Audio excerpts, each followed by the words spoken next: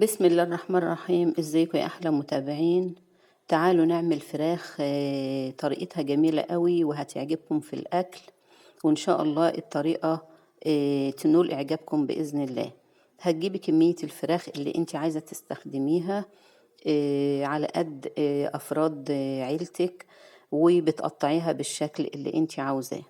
تعالوا نشوف الخضار اللي هنضيفه للفراخ. معانا حوالي نص كيلو طماطم، ومعانا بهارات فلفل أسمر وكركم وكمون وملح، ولو حابة تضيفي شطة ضيفي شطة. معانا كمان معلقتين توم مهروسين، ومعانا حتتين جنزبيل أخضر، ومعانا فلفل حامي وبارد، ومعانا ليمونتين كبار وممكن تزوديهم ل3، ومعانا نص كوباية خل ودبس رمان. الخضار دهوت بيخلي الفراخ والله طعمها في حتة تانية خالص، وبيدي مزازة للأكل أو لطعم الفراخ. بسم الله ما شاء الله، طعم جميل جدا. هناخد كل الخضار بتاعنا وهنضيفه في شفشق الخلاط مع كوبايتين كبار مية.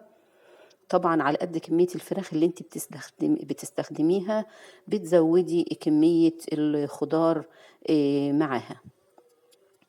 هنجيب الصينية بتاعتنا، وبعد ما غسلنا الفراخ بتاعتنا كويس قوي بنرصها في قلب الصينية.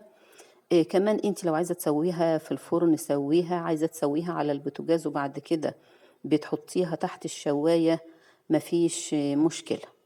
في الحالتين بتستوى معاكي وبتاخد وقتها وبتبقى زي الفل. بعد ما رصينا الفراخ يا حبايبي بنضيف عليها الخضار اللي احنا ضربناه في شفشق الخلاط. بص بقى، انا هقولك على طعم الفراخ ديت، والله طعم بياخدك في حتة تانية خالص. وجربيها وان شاء الله الطريقة تعجبك بإذن الله.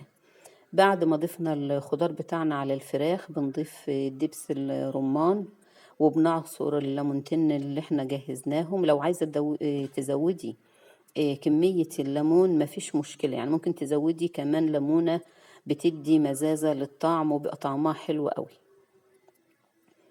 بنغطي الفراخ بتاعتنا كده زي ما احنا شايفين، وبنرش رشة زيت صغيرة.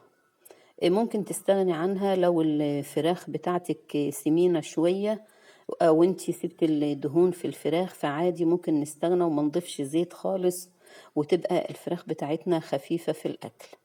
الصينية بتاعتنا هي يا حبايبي بعد ما سويناها، بسم الله ما شاء الله، والله طعم وريحة. جربيها وإن شاء الله هتلاقي إن الطريقة تعجبك بإذن الله.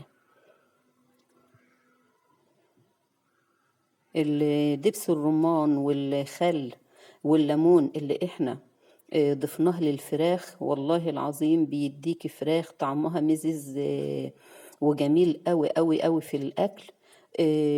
بتاكليها جنب عيش وسلطة وخضار، بتاكليها جنب رز بالشعرية.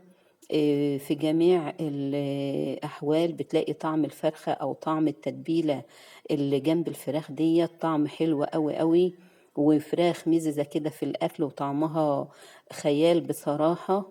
جربيها وإن شاء الله الطريقة تعجبك بإذن الله، وبألف صحة وعافية يا رب.